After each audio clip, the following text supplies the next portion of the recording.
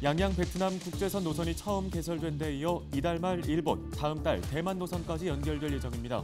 양양공항은 올해 이용객이 역대 최다인 34만 명에 달할 것으로 전망됩니다. 횡성에서 생산기지를 둔 초소형 전기화물차 업체가 신형 차량을 출시합니다. 신차 출시와 함께 횡성 지역 고용과 경제 활성화가 기대되고 있습니다. 강원 지역 교직원들의 음주와 성비위 문제가 매년 끊이지 않고 있습니다. 지난 2018년부터 지난달까지 성비위 적발 교직원은 45명, 음주운전으로는 60명이 적발됐습니다. 강원 지역 산지 태양광 발전시설 10곳 중 8곳이 산사태 위험에 노출된 것으로 파악됐습니다. 관련 소식 전해드립니다.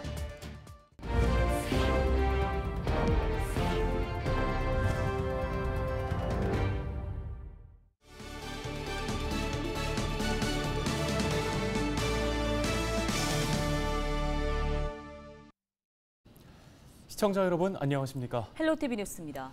양양공항과 베트남 하노이, 호찌민을 잇는 국제선 여객기가 14일 처음으로 출항했습니다.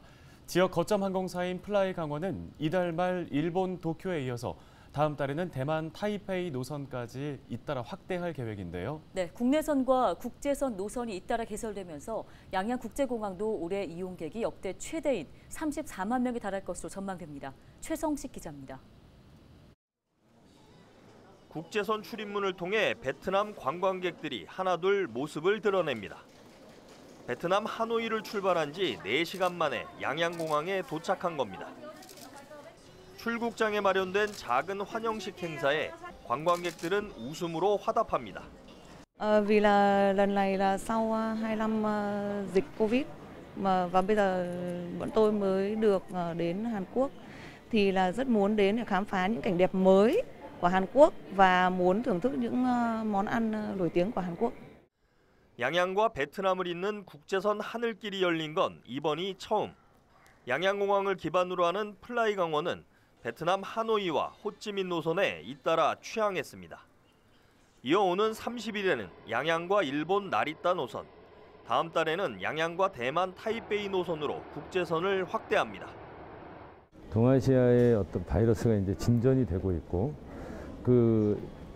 억눌려 왔던 그 여객 수요들 그런 부분들을 저희가 잘 공략해서 이 강원도로 모시고 오는. 이미 베트남 노선은 11월 말까지 사전 예약이 완료될 정도로 인기를 끌고 있습니다.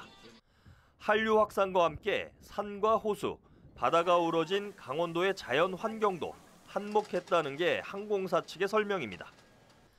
최근 2년간 이용객이 꾸준히 늘던 양양국제공항은 올해 연간 이용객이 역대 최대 규모인 34만 명에 달할 것으로 전망됩니다. 양양공항의 국제선 하늘길이 잇따라 열리면서 코로나19로 침체됐던 강원 지역 관광업계에도 기대감이 높아지고 있습니다. 양양국제공항에서 헬로티비 뉴스 최성식입니다. 다음 소식입니다. 요즘 전기차의 인기가 높은데 특히 뒤에 보이는 소형 화물차도 큰 인기를 얻고 있다고 하죠. 그렇습니다. 사실 이제 전기차의 특성상 이동 거리가 좀 짧잖아요. 네. 그렇다 보니까 우편 배달이나 택배 배송 업무의 활용도가 높다고 하는데요. 뒤에 보시는 것처럼 디자인도 작고 아주 귀엽죠. 그렇습니다. 또 요긴하게 쓰이면서 시장에 좋은 반응을 얻고 있는 이 초소형 전기 화물차가 바로 오늘 이번 소식의 주인공인데요.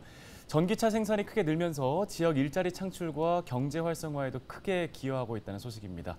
박건성 기자가 전해드리겠습니다. 만화 캐릭터 같은 귀여운 모습의 꼬마 트럭. 횡성의 한 전기 화물차 업체가 만든 두 번째 차량입니다. 귀여운 겉모습과는 달리 성능은 더 단단해졌습니다. 1회 충전 시 185km를 달릴 수 있고 급속 충전도 지원됩니다. 초기 모델에서 문제점으로 지적됐던 소음과 승차감 등 운전자 불편 사항도 상당히 개선됐으며 신형 모델의 경우 운전석 에어백 그리고 전자식 파킹 브레이크 등 편의 사항도 대폭 확대됐습니다. 초소형 전기 화물차는 좁은 골목길이나 아파트에서도 자유롭게 이동과 주차가 가능해 우체국과 주요 유통업체들의 수요가 높습니다. 도심 좁은 골목길을 다니는데 무척 용이하고요. 심야 시간에 이동 시에도 정숙함을 유지해서 그런 장점이 있고 저희 화물차 같은 경우에는 슬라이딩 도어가 적용됐기 때문에 좁은 골목에서 운전자가 승하차할 때 매우 용이합니다. 전기차 생산업체를 필두로 최근에는 협력업체들도 연이어 횡성에 자리를 잡으면서 지역 경제도 활력을 되찾고 있습니다. 이미 올해만 70여 명이 새롭게 취업에 성공했는데 신차 출시로 일자리는 더 늘어날 전망입니다. 이모빌리티 산업을 통해서 지역 경제가 활력이 넘치는 그런 기반이 저는 될 거라고 확신을 합니다. 이모빌리티 산업의 이제 발전의 시작이기 때문에 이런 거점 특화 단지가 횡성을 주축으로 해서 이어진다면 횡성뿐만 아니라 강원도 전체에 어떤 큰 파급 효과를 가져올 것이다. 이렇게 확신을 합니다. 횡성군도 신차 출시에 맞춰 지역 내 소상공인들에게 전기차 구입 보조금을 추가로 지원하는 등 기업 성장을 도울 계획입니다. 지역업체의 기술 역량과 지자체 지원이 더해지면서 횡성군이 새로운 친환경차 메카로 거듭날 수 있을지 기대가 모아지고 있습니다. 헬로티비 뉴스 박관상입니다. 강원 지역 교직원들의 음주와 성비위 문제가 매년 끊이지 않고 있는 것으로 나타났습니다.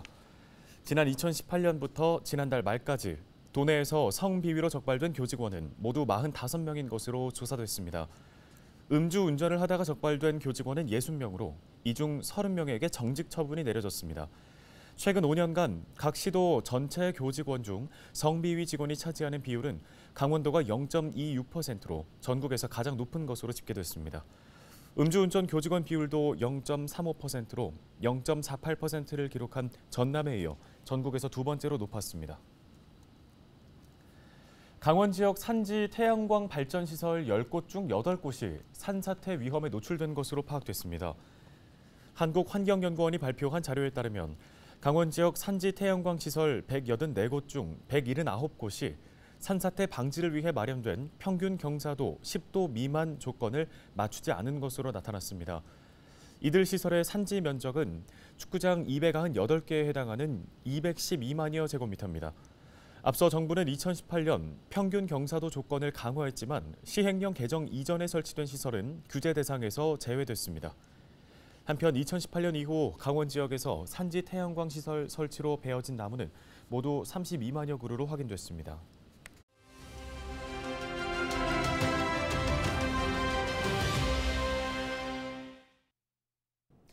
지난해까지 치솟았던 집값이 올해 들어 하락세를 보이더니 멈출 기미를 보이지 않고 있습니다. 지난 여름부터는 하락폭마저 점점 커지며 영끌 집주인들의 속이 타들어가는 상황인데요. 대출 금리는 가파르게 오르고 집값은 기약 없이 떨어지고 대출 원리금 상환을 더 이상 감당하기 어려운 사람들이 벼랑 끝에 서 있습니다. 패닉바잉 2년 만에 패닉 셀링 위기에 직면한 건데요. 부동산 경제는 당분간 물가와 금리 인상 등 악재가 많아 더 나빠질 것으로 보입니다. 정부의 안심전환 대출 지원 등 금융 부담을 줄일 수 있는 각종 대책을 살펴보며 현명하게 보내야 할 시기입니다. 데일리 브리핑이었습니다.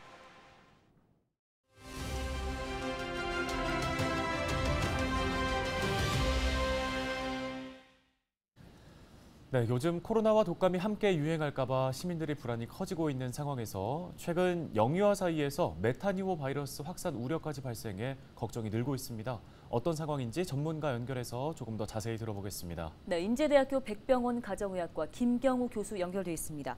자, 교수님 먼저 이 메타뉴모, 코로나와 독감과는 달리 일반 시민들에게는 이름이 생소합니다. 어떤 질병이고 또 영유아들에게는 어느 정도 영향을 끼치는지 설명 부탁드립니다. 네, 메타뉴모 바이러스는 감기와 폐렴을 일으키는 호흡기 바이러스인데요. 특히 어린 영유아나 고령층의 어르신 그리고 면역자에게 잘 발생합니다. 감염되면 약 3일에서 6일의 잠복기를 거쳐서 기침과 발열, 코막힘과 같은 상기도 감염뿐만 아니라 기관지염이나 폐렴과 같은 하기도 감염도 일으키는데요. 중증화와 사망을 일으킬 수 있어서 매우 주의가 필요합니다. 증상만으로는 독감이나 코로나와 같은 다른 바이러스 감염과 감별하기가 어렵습니다. 우리나라 호흡기 바이러스 병원체 감시 보고에 따르면 발열과 기침 증상을 보이는 환자 4-5명 중에서 1명꼴로 발견될 정도로 차지하는 분율이 높아지고 있습니다. 감염 전파 경로는 역시 비말 전파와 손을 통해서 이루어지기 때문에 증상이 있는 분들은 다른 사람들과의 대면 접촉을 피하시고 또 기침이나 비말이 전파되지 않도록 손 씻기라든지 또 밀접한 접촉을 피하시고 실내 환기와 마스크 착용과 거리 두기와 같은 생활 방역 수칙이 매우 중요하겠습니다. 네, 세 가지 이상의 질병이 동시에 유행하는 걸 멀티데믹이라고 부르는데요. 멀티데믹이 만약 현실화된다면 우리 지금 방역 상황에는 또 어떤 영향을 끼치게 될까요? 우선 의료 이용에 혼란을 줄 수가 있겠는데요. 발열이나 호흡기 증상이 있으신 경우에 코로나 감염 가능성이 어느 정도 배제되지 않은 상태에서는 일단 다른 환자분들과는 분리된 공간에서 따로 진료를 받으셔야 하는데 응급 중증 환자나 소아나 임신부 같은 경우에는 가까운 지역에 격리 진료 병상이 부족해서 적절한 진료가 지연되거나 아니면 병원에 가셨다가 감염되는 원내 감염이 생길 위험이 증가하고 특히 면역 저하자나 중증 환자분들에게는 이러한 바이러스 감염이 치명적일 수가 있겠습니다. 두 번째는 여러 감염병이 이제 동시에 유행하게 되면 주변에 감염자가 증가하게 되고 또 최근 마스크 착용이나 방역 긴장도가 완화되어 있는 상태에서는 여러 가지 다중이용시설 방문이라든지 대중교통 등을 통한 감염 위험 역시 증가하게 되는데 중증화 위험이 높은 고위험군이 아니시라고 하더라도 건강한 성인들에게도 이러한 감염 자체는 건강적으로도 힘드신 부분들이 있지만 사회 경제 활동에도 제약이 되고 또 삶의 질 저하도 우려될 수가 있기 때문에 가급적 감염 위험을 최소화하는 노력은 여전히 필요하다고 할 수 있겠습니다. 예, 이 멀티데믹에 대비하기 위해서 시민들과 지자체 그리고 상해기관들은 각각 어떠한 예방 조치를 취하게 될지 그 부분에 대해서도 설명 부탁드립니다. 네, 우선 감염병 예방과 의료 대응 체계 준비가 중요하다고 할 수 있겠는데요. 감염병 예방에 있어서는 아무래도 예방 접종이 매우 중요하겠습니다. 인플루엔자 예방 접종, 코로나 예방 접종을 적극적으로 안내하는 것이 필요하겠고 또 폐렴구균 예방 접종자도 미리 해두시는 것이 필요한데요. 뿐만 아니라 이러한 접종 후 발생하는 이상 반응 발생에 대해서도 적극적인 대응과 지원이 필요하겠습니다. 그리고 감염 전파 위험을 낮추기 위해서 춥고 건조한 계절에는 산밀 환경 노출을 최소화하는 것이 필요하겠고요. 마스크 착용과 손 씻기 그리고 아프면 쉴 수 있는 환경을 만드는 것이 중요하겠습니다.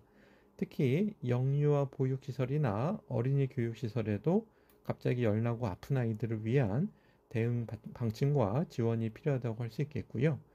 또 의료 대응 체계 면에서는 감염병 의심 환자도 다른 환자에 대한 원내 감염 전파 위험 없이 적절하고 신속한 진료를 받을 수 있도록 충분한 격리 공간과 또 의료 인력 지원, 또 임상 진료 지침, 감염 관리 시스템 도입 등이 중요한데요. 특히 응급실이나 투석실, 분만실, 산후조리원, 또 요양원이나 요양병원 등에도 이러한 철저한 대비가 필요하다고 할 수 있겠습니다. 네, 도움 말씀 여기까지 듣겠습니다. 인제대 백병원 김경호 교수였습니다.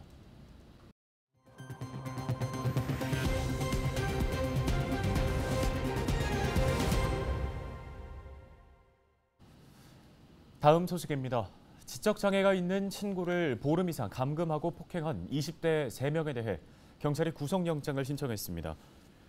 동해경찰서는 이들이 지난달 13일부터 이달 1일까지 동해시 천곡동 다세대 주택과 인천시 여러 모텔을 옮겨 다니며 친구 A씨를 폭행하고 현금 1,000만 원가량을 빼앗은 혐의를 받고 있다고 밝혔습니다. A씨는 갈비뼈가 부러지는 등 3주간 병원 치료가 필요한 상처를 입었습니다. 피의자 4명 중 1명은 군인 신분으로 군 당국에서 신병을 처리할 예정입니다. 양양군청 사이클팀이 제103회 전국체육대회에서 4개의 메달을 합작했습니다. 양양군청 소속 최우림 선수는 지난 7일부터 13일까지 양양 사이클 경기장 등에서 열린 1km 개인 독주에서 금메달을 목에 걸었고 양양군청도 단체 스프린트에서 우승했습니다. 양양고 김종석 선수도 3km 개인 추발에서 은메달을 획득하는 등 모두 4개의 메달을 땄습니다. 뉴스 마칩니다. 고맙습니다.